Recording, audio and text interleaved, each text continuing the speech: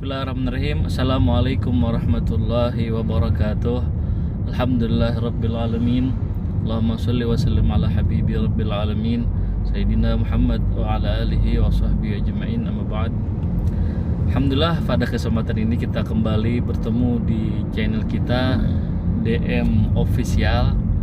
Kali ini kita banyak permintaan dari mahasiswa untuk lebih merincikan lagi, lebih menjelaskan lagi tentang serial kita di channel YouTube yang berjudul Cepat Skripsi.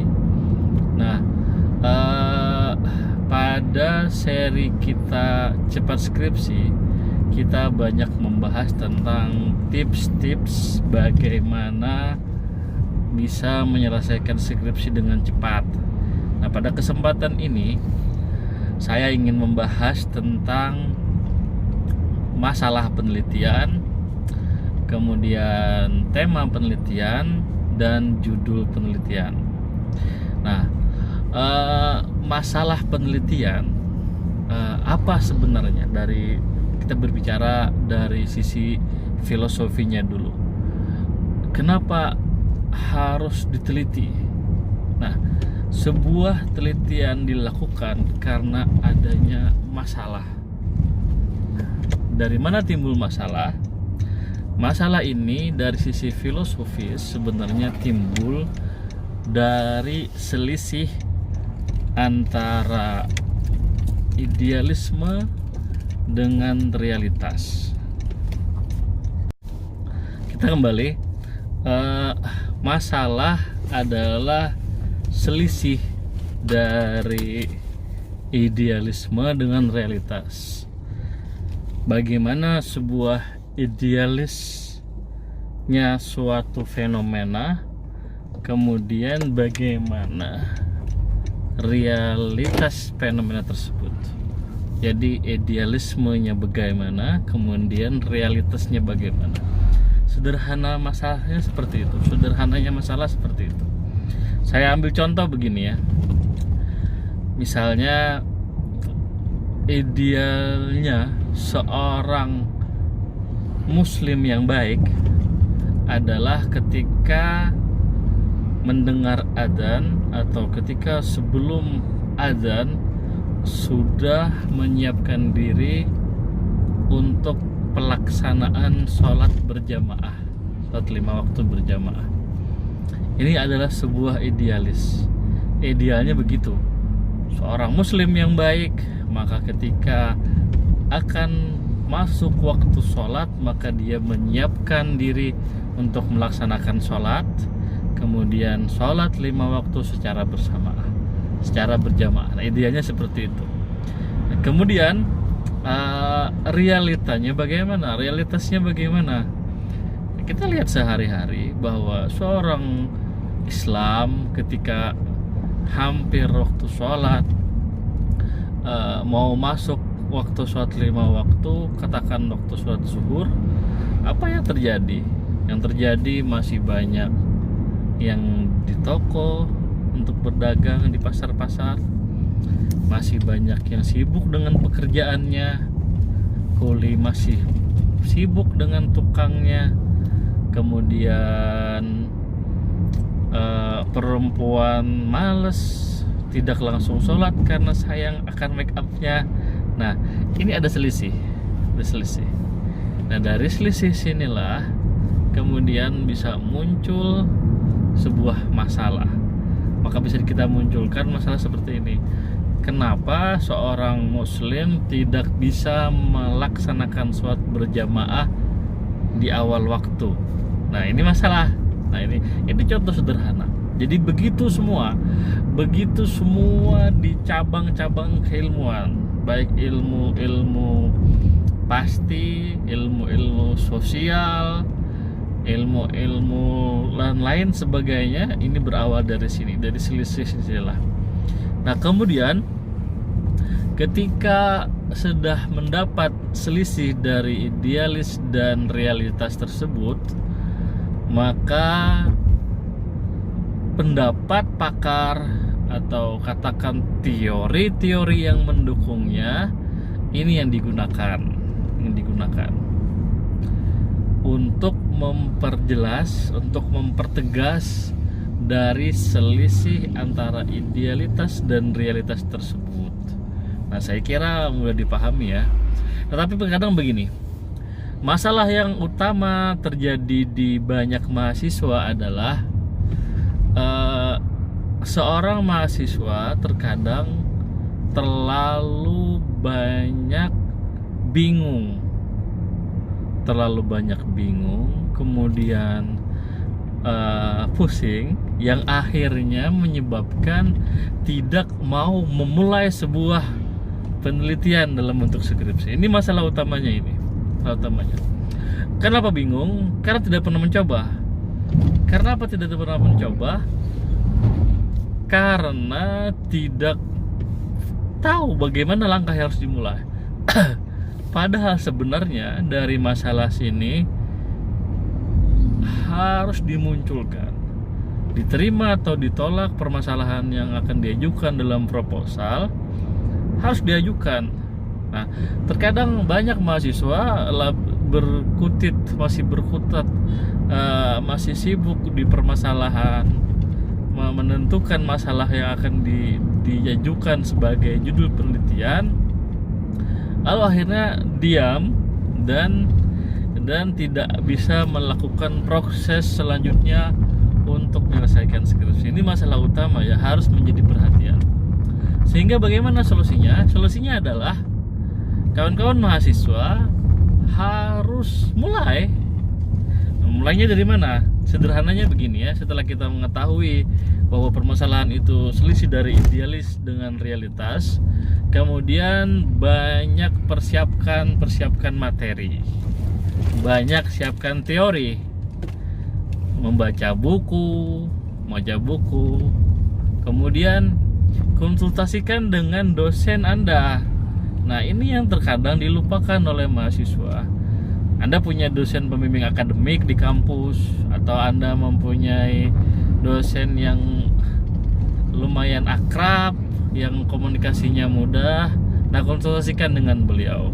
Perbanyak konsultasi dengan dosen di bidang-bidang yang Anda sendiri tertarik untuk menelitinya. Jadi jangan Anda meneliti, jangan Anda mencari masalah bukan pada bidang yang Anda sukai. Jangan meneliti sebuah skripsi pada masalah yang Anda sendiri bingung apa masalahnya. Nah, ini akan menjadi jurang tersendiri. Dia akan menjadi jebakan. Kenapa menjadi jebakan? Karena kemudian Anda membahas masalah yang tidak Anda kuasai, tidak Anda sukai, Anda akan terjerembab, Anda akan jatuh pada jurang yang Anda susah sekali untuk muncul, susah sekali untuk keluar. Nah, mulailah dengan masalah-masalah di sekitar Anda. Anda lihat bagaimana aktivitas yang sesuai bidang Anda tentunya ya, sesuai bidang Anda masing-masing. Bagaimana fenomena-fenomena di sekitar masyarakat kita, di sekitar masyarakat Anda. Dan dari sana lebih mula. Yang tertarik. Setelah kita menemukan masalah, katakan satu masalah, konsultasikan kepada dosen. Pak, bagaimana? Apakah Bapak mohon izin? Apakah Bapak berkenan ada waktu untuk saya konsultasi terkait masalah pada penelitian? Nah, ini metode seperti ini atau proses seperti ini hendaknya Anda mulai pada semester awal penyelesaian pendidikan strata 1 Anda. Maksudnya bagaimana? Ini penting. Ini harus Anda lakukan pada semester menjelang akhir. Semester 5, semester 6 Anda sudah disibukkan dengan kegiatan-kegiatan seperti ini. Sehingga apa? Sehingga Anda ke depan masih banyak waktu untuk menyiapkan seandainya masalahnya ditolak, seandainya masalahnya tidak layak, seandainya banyak halangan-halangan yang lainnya, Anda punya banyak waktu. Jangan sampai ini banyak terjadi di mahasiswa ya. Jangan sampai Anda mulai membahas proses seperti tadi, proses mencari masalah, proses mencari teori, mendiskusikan kepada dosen tadi. Jangan sampai itu Anda lakukan pada semester akhir. Ini akan sangat menghambat penelitian Anda. Memang dari sebaran SKS, penggarapan skripsi biasanya di semester 7, di semester 8. Memang seperti itu.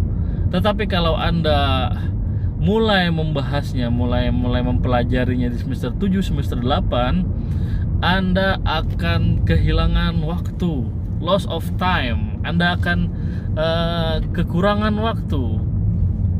Anda akan tidak punya banyak waktu untuk hal tersebut. Maka sebaiknya proses seperti itu tadi Anda kerjakan di semester 5. Itu sudah mulai bagus. Anda mulai concern sudah di semester 5. Semester 6 Anda sudah mulai fokus. Masalah ringkasnya begini ya, saya beri gambaran. Anda misalnya di bidang hukum Islam, bagian mana yang Anda tertarik, pelajari lebih jauh. Teori-teorinya, pernikahan di Indonesia, pembagian harta warisan, komparasi fikih antar mazhab, dan lain sebagainya. Anda perdalam teorinya, temukan masalah yang ada, konsultasikan dengan dosen. Nah, ini Anda lakukan di semester 5, semester 6. Kalau Anda bisa mulai sibukkan diri Anda semester 5, semester 6 dengan hal-hal ini, cakep. Cakep. Itu bisa selesai dalam waktu cepat. Skripsi dalam genggaman Anda.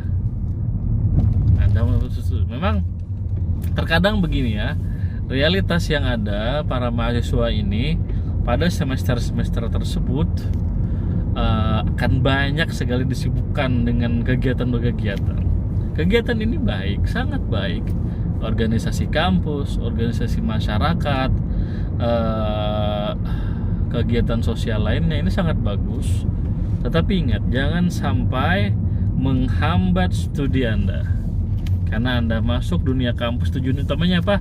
Studi, belajar pada perguruan tinggi, tujuan utamanya. Nah, banyak sekali di kampus-kampus terkadang seorang aktivis organisasi ini malah yang kemudian telat studinya. Ini jangan sampai seperti itu.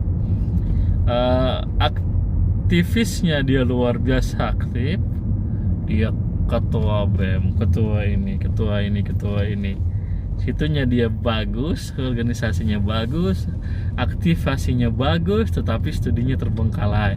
Nah, ini harus kita hindari.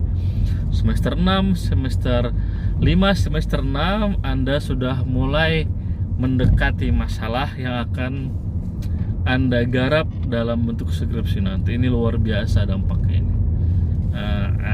Anda bisa catat kata-kata saya ini. Kalau Anda bisa ini dalam genggaman skripsi akan diselesaikan. Kenapa? Karena dari mata kuliah yang lain pun Anda akan sekali banyak input tambahan informasi tentang teori yang Anda digunakan. Ini sangat membantu sekali. Nah, kemudian dari masalah tersebut lalu munculkan tema dari masalah tersebut. Ingat ya, tema itu bukan judul. Tapi bisa jadi judul itu berawal dari tema. Jadi tema identik dengan judul. Tetapi judul itu nama adalah sebuah penamaan dari penelitian yang Anda lakukan. Bukan berarti tema. Ingat sini ya. Nah, tema memiliki kapasitas untuk mencakup ruang yang lebih luas dari penelitian Anda.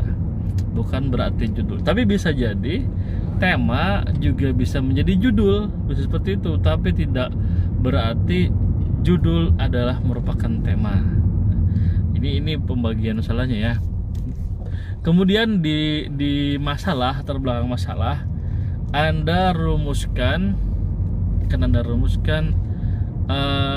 beberapa poin-poin pertanyaan. Jadi selisih antara idealisme dengan realitas tersebut harus Anda sajikan dalam bentuk pertanyaan. Inilah kemudian yang disebut dengan rumusan masalah. Saya kira sederhana seperti itu, cukup sederhana. Inilah kemudian yang disebut dengan rumusan masalah. Artinya apa? Rumusan masalah ini bahasa kerennya itu pilot of project. Project Anda menjawab dari rumusan masalah tersebut. Makanya setelah rumusan masalah ada kemudian tujuan penelitian. Tujuan penelitian apa? Tujuan penelitian adalah bentuk jawab dari rumusan masalah tersebut. Sederhana kan? Nah, sehingga dari masalah ini Anda akan menemukan rumusan masalah dan tujuan penelitian. Kemudian selanjutnya, pada video selanjutnya kita akan membahas mengenai metodologi dan teori dan lain sebagainya sampai pada penyelesaian sebuah penelitian. Saya kira ini video yang dari saya, mudah-mudahan bermanfaat. Jangan lupa like, tonton video ini sampai habis, kemudian subscribe. Jangan lupa subscribe karena subscribe itu gratis ya. Subscribe, jangan lupa subscribe karena subscribe itu gratis, sehingga saya bisa lebih semangat lagi untuk memposting konten-konten YouTube. Ini yang bisa saya sampaikan. Assalamualaikum warahmatullahi wabarakatuh.